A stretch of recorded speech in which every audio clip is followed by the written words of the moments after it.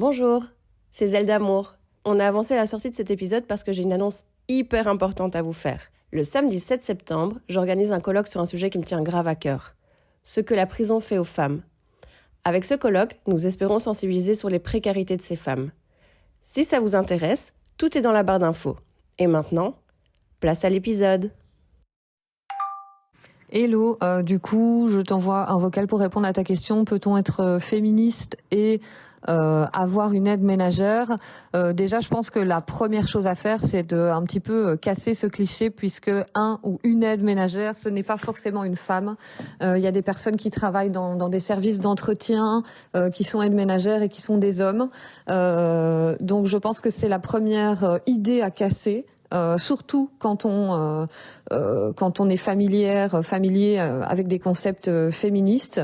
Et puis, je pense que en fait, on engage quelqu'un de par ses compétences et non pas par son genre. Donc, je pense que oui, on peut être féministe et avoir un ou une aide ménagère sans problème. C'est un travail qui est respectable, peu importe le genre de la personne.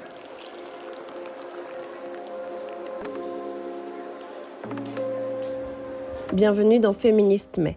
Aujourd'hui, je vais encore vous parler d'une de mes nombreuses contradictions. Bon, comme beaucoup d'entre nous, je lutte pour que les tâches ménagères ne soient plus automatiquement assignées aux mêmes personnes en fonction de leur genre.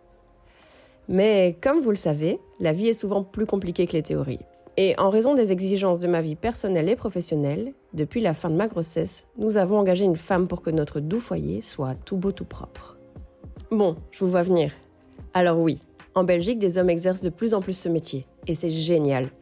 Mais on parle d'un taux qui n'excède même pas les 10%. Ça souligne d'ailleurs à quel point, dans l'esprit collectif, le travail domestique est attribué aux femmes. Mais bref, ça me met face à une contradiction.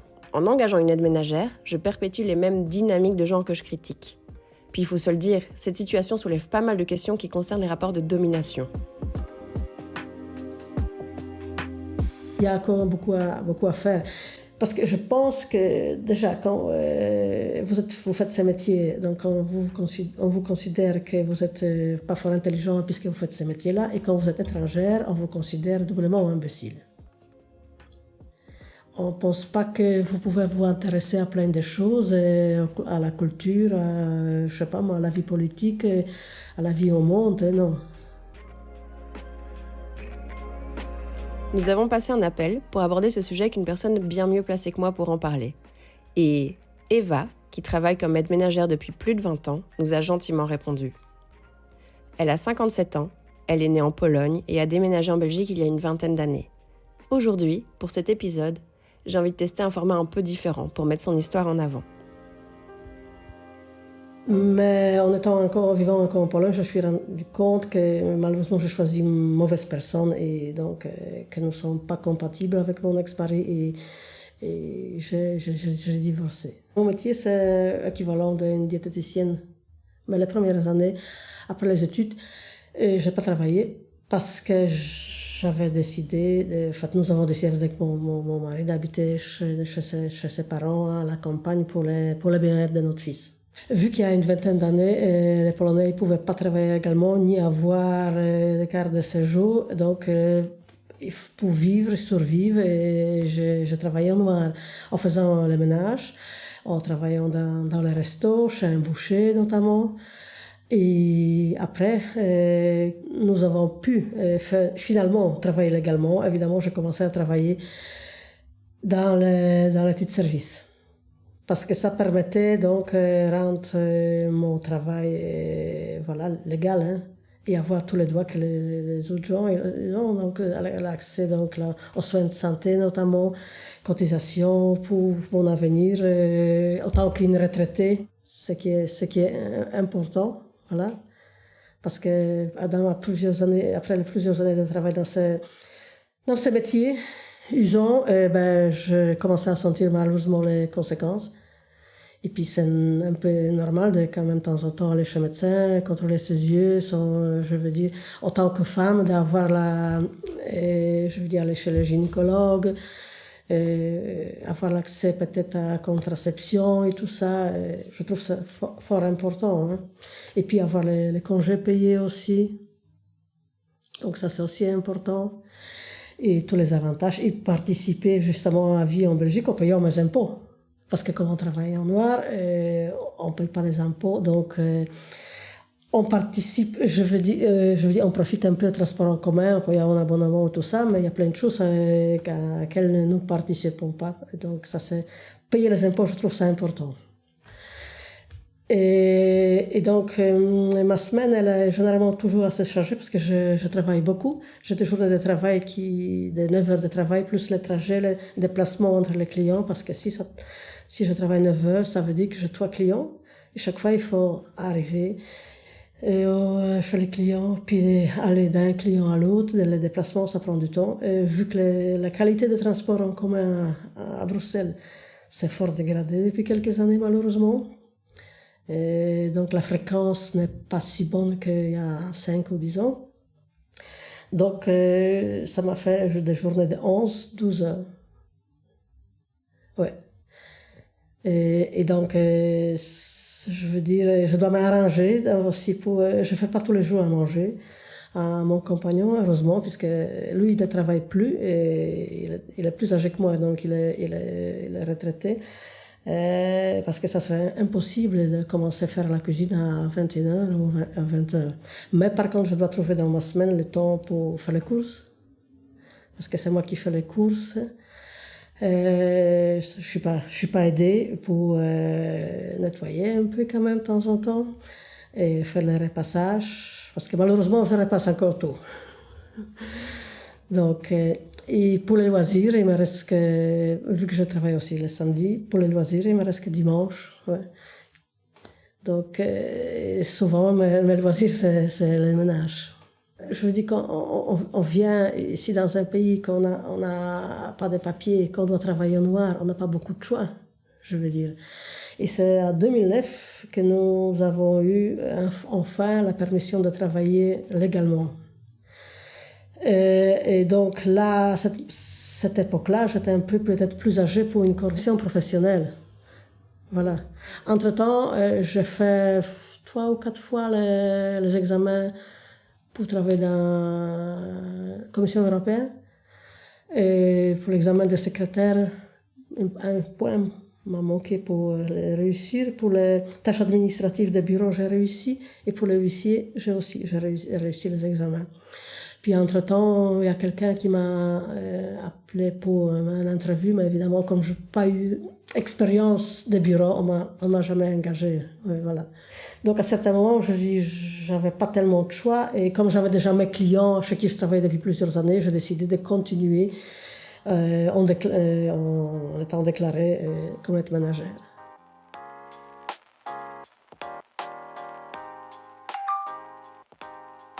J'étais en train de réfléchir, mais je pense que si ça pose un problème à quelqu'un d'avoir une aide ménagère, c'est par souci de supériorité. Parce que tu as l'impression que comme quelqu'un va venir chez toi, enfin comme avant c'était des métiers qui n'étaient pas bien reconnus et qui étaient considérés comme sous-métiers, je pense que c'est ça le réel problème. C'est qu'en fait, bah non, c'est pas un souci. Si la personne, elle a décidé de faire ce métier-là, c'est peut-être parce qu'elle aime bien être au contact des gens ou aller aider des jeunes mamans, par exemple, ou des choses comme ça. Et je pense que c'est surtout un problème de supériorité pour les personnes à qui ça pose réellement problème. Ça m'a pas mal fait réfléchir ton truc en fait. Parce que à la base, je devais prendre une aide ménagère et que finalement, j'arrive à m'en sortir avec les 2 bébés quand même et le ménage. Mais j'avais la possibilité d'avoir des aides pour avoir une aide ménagère. Et j'y ai réfléchi à ce truc, de me dire, est-ce que je trouverais ça embêtant qu'il y ait quelqu'un qui vienne faire mon ménage chez moi, alors que moi je suis en train de m'occuper de mes enfants à côté? Et finalement, bah non, parce que ça peut aussi apporter une compagnie pour des personnes qui sont seules avec leurs enfants toute la journée.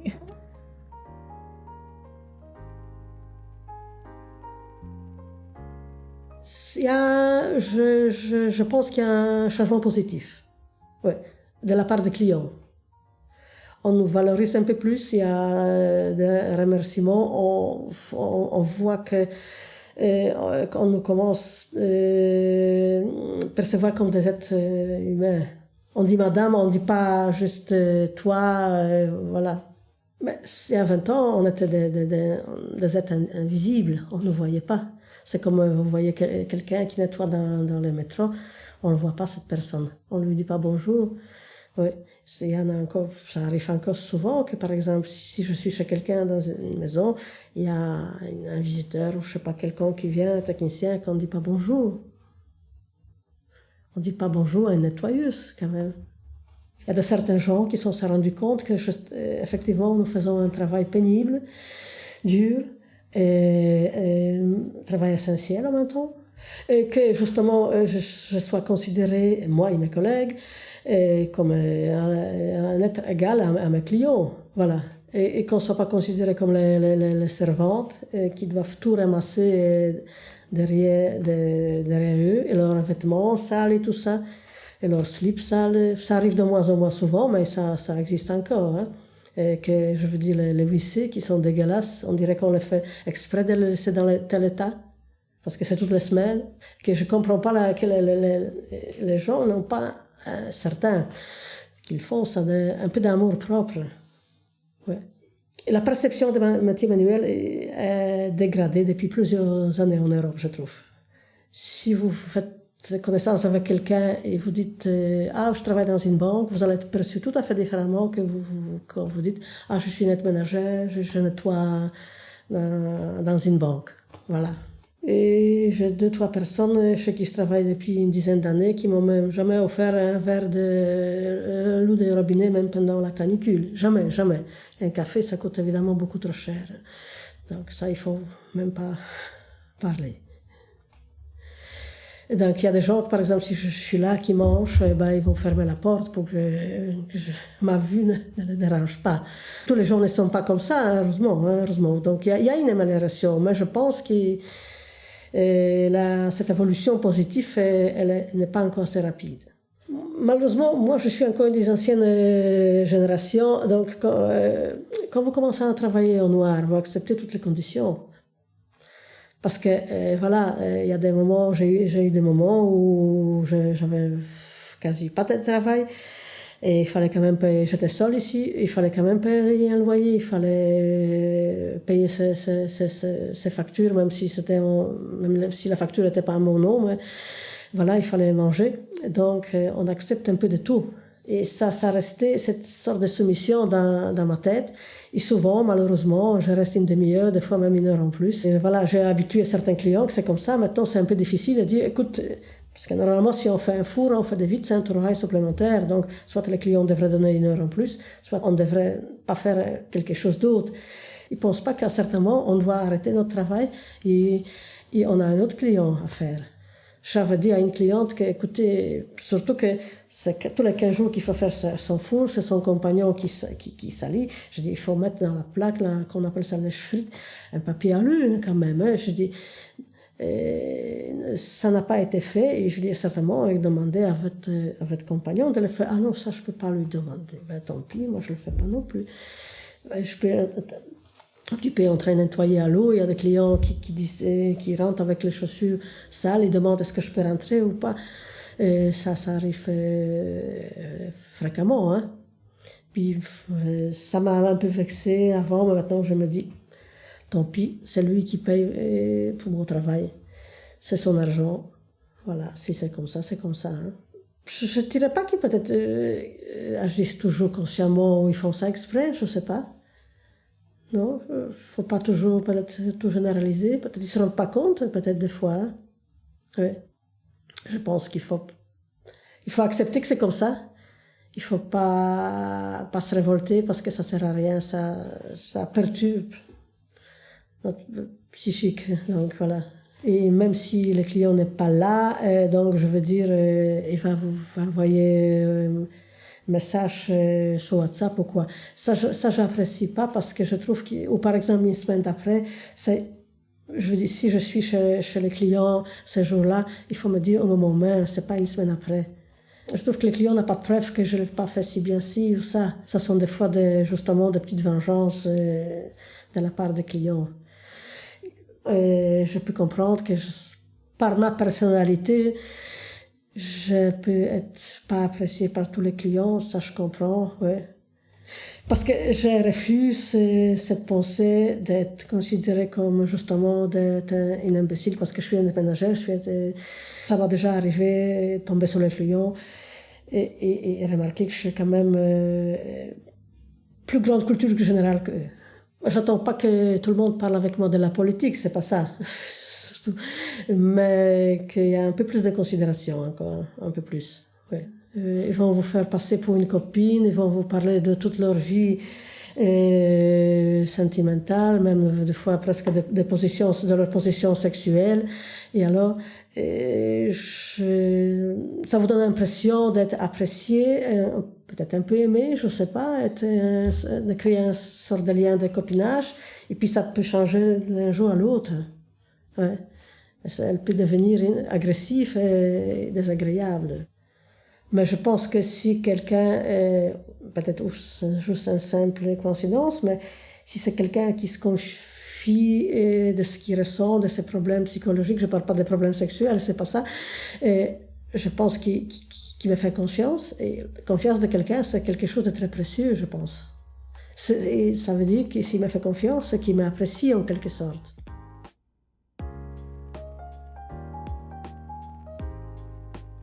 D'après un communiqué de presse de la FGTB en 2024, les aides ménagères sont 35 fois plus sujettes à des troubles musculo-squelettiques et 260% plus à risque d'une invalidité de longue durée dès les 5 premières années de travail.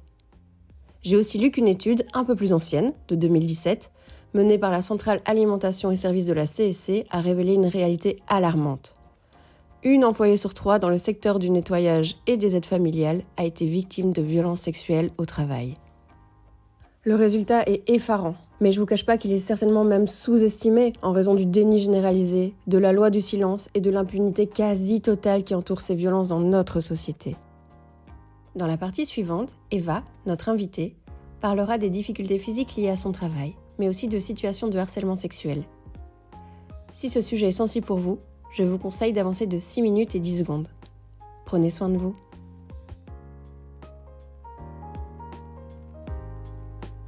Donc ça, c'est un métier d'être ménagère, c'est un métier fort physique parce que, par exemple, si je travaille dans une maison, il y a des escaliers. Imaginez-vous le nombre de fois que je dois porter sous dos ou des aspirateurs, monter, descendre, ça fait des kilos par jour. Hein. Voilà, donc la condition, il faut... Puis c'est un métier où on se baisse, où on doit s'accroupir, on doit monter les échelles. Et voilà, il y a des fois où, par exemple, je dois ramasser quelque chose en dessous de la table, je me dis, peut-être dans 10 ans, si je suis en dessous de la table, je ne saurais plus sortir. Je serais trop raide. Et puis, ce qui est le plus grand risque, ce qui représente, c'est le métier, donc c'est le risque de notre santé qui s'abîme. Donc, par le fait de ce métier pénible, dur, risque, troubles musculo-squelettiques et tout ce qui suit. Tous les produits chimiques allons pendant des années, donc qui rentrent aussi dans le corps par la peau, si nous ne mettons pas les gants. Heureusement, il y a maintenant, et par les yeux, voilà. Heureusement, maintenant, moi j'ai un problème de sécheresse oculaire depuis plusieurs années. Je vais tous les 6 mois chez l'ophtalmologue, j'ai essayé je ne sais pas combien de sortes de gouttes lubrifiantes, pommades. Ça persiste. Et il m'a dit que c'est apparemment lié à mon métier. Ouais. Et concernant les produits, heureusement, avec cette tendance écologique qui regagne de plus en plus la société, les gens utilisent de moins en moins de produits forts et assez nocifs. Et écologique, je veux dire, par exemple, je vais vous donner un exemple concret, concernant le calcaire, le vinaigre que nous utilisons. Si on va chez quelqu'un tous les 15 jours et la tâche de calcaire est déjà, on va dire, à 50-50, le vinaigre ne va pas enlever directement. Il faut mettre le vinaigre, laisser agir, remettre et tout ça, donc il n'est pas si puissant que l'antical. Et puis, par exemple, si c'est dans un baignoire, vous mettez le vinaigre, vous êtes obligé de vous pencher. Et le vinaigre, il est fort volatile. C'est ça, on ne pense pas. Et ça, donc, ça rentre dans le nez, dans les yeux. Mais évidemment, c'est moins nocif. Vu que c'est un produit comestible, c'est moins nocif. Voilà.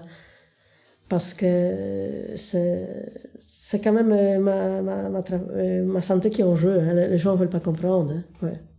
Parce que moi, j'ai eu deux opérations de canal carpien et l'opération de luxation des nerfs ulnaires dans les coudes suite à des mouvements répétitifs. Et donc, si je fais, par exemple, je nettoie les fours, donc ça demande beaucoup d'efforts. Voilà, et après, moi, j'ai mal au coude pendant plusieurs jours. Et par exemple, si je dis non, je ne sais pas faire les fours, et malheureusement, les gens ne sont pas contents. Hein. Et j'avais justement demandé au conseiller en prévention, parce qu'il participe toujours en réunion avec l'employeur, est-ce que je peux dire ça à un client? Ça, il n'a pas donné la réponse oui affirmative, malheureusement. Mais moi, je trouve que oui, on peut, justement. Les clients doivent quand même comprendre que nous sommes quand même pas des robots, hein. Nous ne sommes pas inusables. Et ça peut aussi être... on peut aussi se faire agresser par un animal, se faire mordre par un animal, voilà. Parce que, en faisant le travail, nous faisons des fois des gestes brusques avec l'aspirateur, le balai, ça peut, voilà... Un animal peut percevoir ça comme une agression, malgré ça que normalement, dans ma société, les contrats que les gens ont signés donc, mentionnent que l'animal doit être dans une pièce à part, mais c'est pas toujours facile. Voilà. Pas évident de mettre, surtout que si nous sommes seuls avec l'animal, enfin, oui, parce que les gens sont au travail. Et des fois, ça a déjà arrivé, par exemple, pas à moi, mais à des collègues qui ont, par exemple, travaillé chez les hommes seuls ou quoi. Et enfin, non, c'est vrai qu'à moi, ça aussi a une fois arrivé, mais il y a déjà longtemps, qu'il y a eu des cas d'agression de la part des hommes. Ouais. Mais ça m'est arrivé, mais une vingtaine d'années, je travaillais encore au noir, j'ai remplacé une collègue, et c'était un monsieur âgé qui avait plus que 80 ans, et à certains moments, il est venu vers moi, et j'étais dans une toute petite salle de bain minuscule qui me dit que je dois lui montrer mes seins et mon décolleté. Je ne suis pas quelqu'un qui, même s'il fait très chaud, des grands décolletés, ça n'a jamais été le cas, même comme j'étais beaucoup plus jeune. Et il a insisté et je ne savais pas quoi faire parce qu'il s'est approché de plus en plus de moi. Et je me suis dit, si je le pousse, vu qu'il a plus que 80 ans, s'il tombe, qu'est-ce qui lui arrive? Je suis sortie de cette salle de bain, je suis arrivée dans la cuisine, c'est pareil, il a commencé à me poursuivre. Parce qu'il a dit qu'il a une érection à 85 ans. Et voilà, et j'ai commencé à dire que s'il n'arrête pas, que je veux dire à son fils et tout ça, je vais tout raconter. Il s'est finalement calmé. Il y en a un autre monsieur qui est... Là, je travaille déjà en étant déclaré. Il avait quel âge? Quarantaine d'années. Qui me disait que si jamais comme il fait chaud et tout ça, je suis fatiguée, je peux me déshabiller, je peux même être reposer sur son lit et tout ça.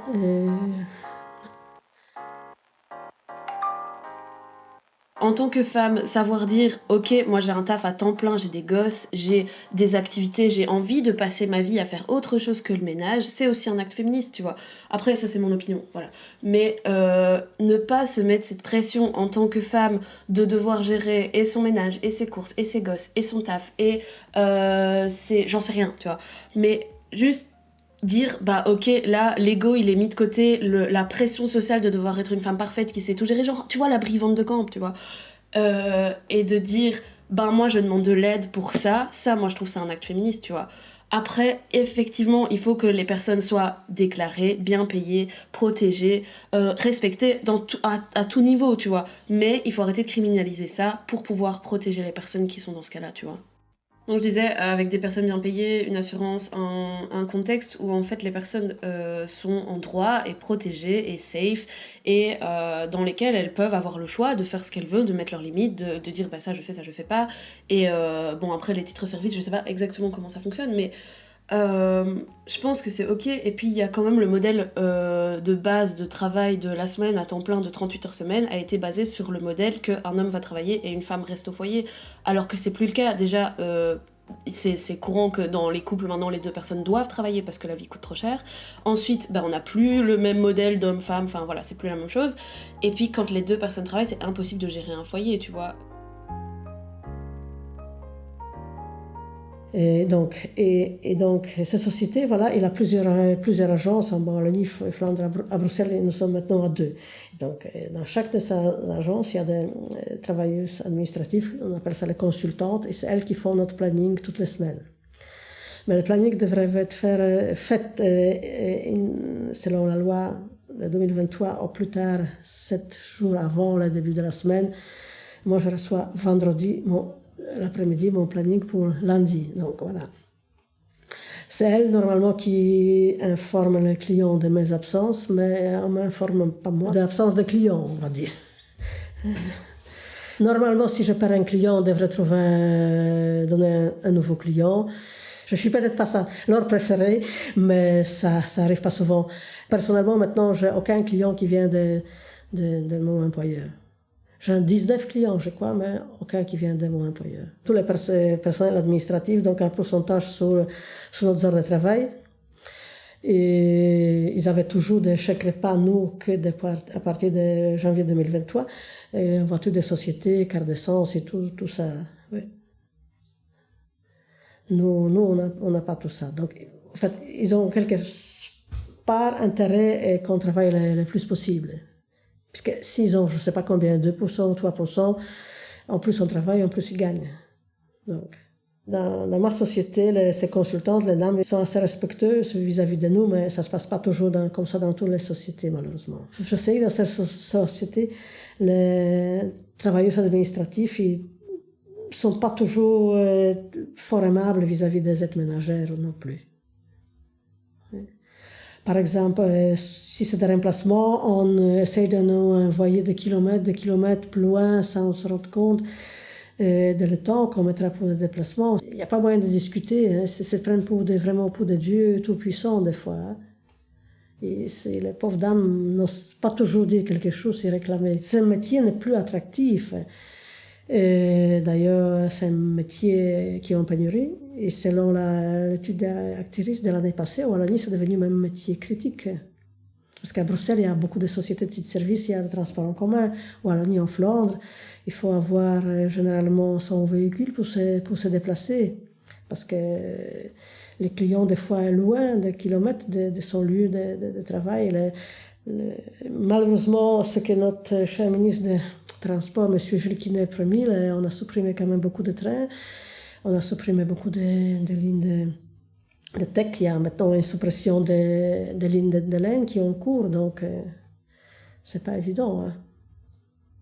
Comme il y a un client qui est absent, soit l'employeur doit nous donner un remplacement, soit doit nous mettre en chômage économique, soit payer les heures. Mais ils ne veulent pas faire ça, ils nous mettent d'office les vacances. Donc ils prennent de notre jour de vacances, ou ils mettent des absences autorisées. Et normalement, pour l'absence autorisée, c'est nous qui devrons faire la demande écrite, et voilà, la signer. Mais sans nous demander, ils font ça. Et il faut savoir que les absences autorisées, donc ils jouent sur la pension, sur les jours de vacances annuels, sur la pécule de vacances et tout ça. Donc si on a beaucoup de jours d'absence autorisés, on a moins de pécule de vacances, on a, voilà, et moins de jours de vacances légales l'année suivante. Donc voilà, on ne contrôle rien en fait. Hein. Selon la dernière réforme du ministre M. Claire Failly, on devrait avoir cette année 8 heures de formation par temps plein. Jusqu'à présent, moi j'ai un contrat de 36 heures, mais je n'ai encore pas eu une seconde de formation. En plus, jusqu'à la fin du mois de mars, normalement, l'employeur doit présenter à la délégation syndicale les plans de travail et plans de formation, et c'est la délégation qui devrait choisir, oui, on veut ça, puisque la délégation syndicale, ce sont les travailleuses. Donc, nous-mêmes, nous savons mieux ce qui nous convient, voilà, comme les formations. Ça n'a pas été respecté non plus. Mais oui, mais moi, par exemple, vous voyez, comme je viens de dire, même si je suis déléguée et je fais la démarche, je demande, il n'y a rien qui se passe. Voilà. C'est ce qui est malheureux quand même. Hein. Oui. Donc, on n'a pas beaucoup à dire, on n'a pas beaucoup d'impact vis-à-vis des décisions des patrons. Hein. Ouais. Avant que je sois devenue le délégué syndical, je me posais la question pourquoi les syndicats ne s'intéressent pas à nous. Je me disais, nous sommes 150 000, ça ferait futur éventuel justement militants et tout ça. Et ça ferait publicité pour les syndicats, on va parler un peu plus. Et puis je ne sais pas lequel des syndicats a eu le déclic. Et grâce à eux, donc, nous sommes sortis un peu de l'ombre. On a commencé à parler de nous. Il y a de certains gens qui se sont rendus compte que, effectivement, nous faisons un travail pénible, dur, et travail essentiel en même temps, et qui est travail mal rémunéré, et que nous sommes des êtres humains, des femmes, comme toutes les autres. Hein, ouais. Donc, parce que ces sociétés, on sait qu'ils font des profits moins importants parce qu'il y a eu des indexations des salaires. Donc, malgré ça, chaque fois qu'il y a eu des indexations des salaires, donc le remboursement de la valeur des titres de service était aussi indexé. Donc, mais c'est peut-être pas toujours des millions qu'avant, mais ces sociétés ne sont pas déficitaires. On peut faire de plus de contrôle dans ces sociétés de titres de service. Et les sociétés profitent du fait qu'il y en a justement des managers qui sont d'origine étrangère. Ils ne connaissent pas les lois en Belgique, ils ne maîtrisent pas toujours la langue. Des fois, justement, même s'ils font un travail déclaré, elles ont peur de perdre leur travail, alors ils disent rien. Et voilà, ils se font un peu exploiter. Malheureusement, le titre de service était fait pour éliminer le travail en noir et pour mettre sur le marché du travail les femmes qui ont un peu d'éducation et tout ça. Et donc c'était un but social quelque part. Mais ce but social, ça est devenu très rapidement le but commercial, puisqu'il n'y a eu aucun suivi, aucun contrôle de la part de l'État. Donc l'État subside à 70% ce secteur. Donc ça veut dire que moi-même, avec mes impôts, je subside mon travail. Vous aussi, mon travail, vous aussi. Voilà. Vu que je suis déléguée syndicale, donc chaque année, je participe à l'analyse des bilans de ma société. Et en 2023, ma société a engendré presque 500 000 de bénéfices, mais il n'y a rien, c'est grâce à notre travail. À notre santé usée pendant ce travail qu'ils ont eu ce bénéfice, mais il n'y a rien prévu pour nous. Hein. Maintenant, il y a une demande de la part des grosses sociétés comme la mienne d'augmenter le prix des titres de service de 5 € par heure. Ça deviendrait trop cher pour beaucoup de ménages. Parce que, par exemple, maintenant, à Bruxelles, le prix des titres de service, c'est 10 € sans réduction fiscale. Donc, si vous prenez quelqu'un pour 4 heures, vous payez 40 €. Voilà. Si ça augmente de 5 € par titre de service, ça fait 60. Le ménage, c'est quelque chose voilà, à quel on pense au dernier moment. C'est la dernière dépense, on va dire. Hein. Si on doit éliminer quelque chose de son budget, c'est justement une aide ménagère qu'on va éliminer en premier lieu. Premièrement, on va essayer de diminuer le nombre d'heures en laissant la charge de travail pareil, ou sinon on va carrément la supprimer. Hein. Ouais. Chaque société, il n'y a pas de formation, il y a des sociétés qui ne respectent pas, qui ne donnent justement pas de gants, pas de vêtements de travail, parce que donc, mais il n'y a aucun contrôle dans ces sociétés. Hein. Voilà. Donc ça, on devrait un peu améliorer quand même. Hein. L'État donne l'argent à ces sociétés, et après ils s'en fichent ce que ces sociétés ils font avec. Ce qui est bien malheureux quand même. Hein.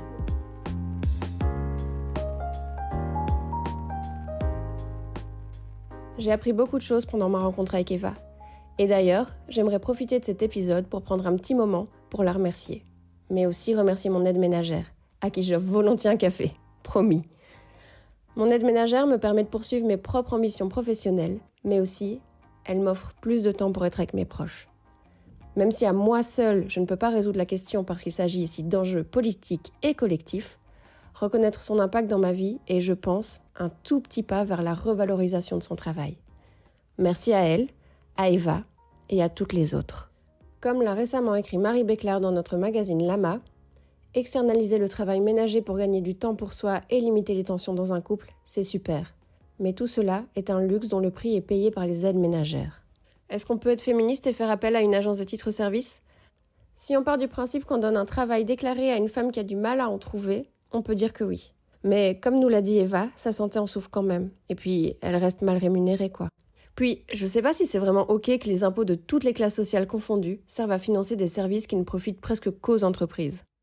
À cause du patriarcat, le métier d'aide ménagère est presque automatiquement attribué aux femmes et manque donc de la considération accordée généralement aux métiers traditionnellement masculins.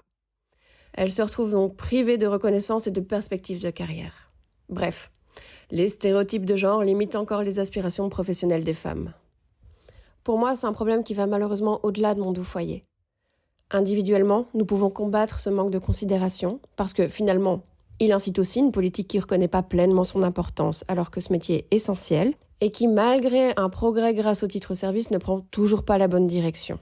Alors, comme Eva, nous pouvons nous engager dans la lutte avec les aides ménagères et les rendre plus visibles. Parce que quand on y réfléchit, leur isolement et leur charge de travail limitent leur capacité à se mobiliser socialement. Voilà, c'est ici que je vous laisse. Merci d'avoir écouté Féministe Mais. Cet épisode a été produit dans le cadre de la campagne du Centre d'action laïque, Solde insuffisant, le choix de qui ? Et nous espérons que vous l'avez apprécié. Pour aller plus loin dans la réflexion, vous pouvez toujours consulter notre site internet, le lien est toujours dans la description. Et on se retrouve en décembre pour le prochain épisode de Féministe Mais. En attendant, n'hésitez pas à nous envoyer du love et à vous abonner. Et si vous avez des retours, des questions, ou si vous avez simplement envie de nous partager votre ressenti sur cet épisode au format un peu différent, je vous invite à laisser un commentaire ou à nous contacter via notre site. Ça nous aiderait à progresser et à vous proposer du contenu de la meilleure qualité possible. C'était un podcast créé par l'équipe de l'IFA-ML avec le soutien de la Fédération Wallonie-Bruxelles qui vous rappelle que dans le féminisme, chaque pas compte, même s'il y a un mais.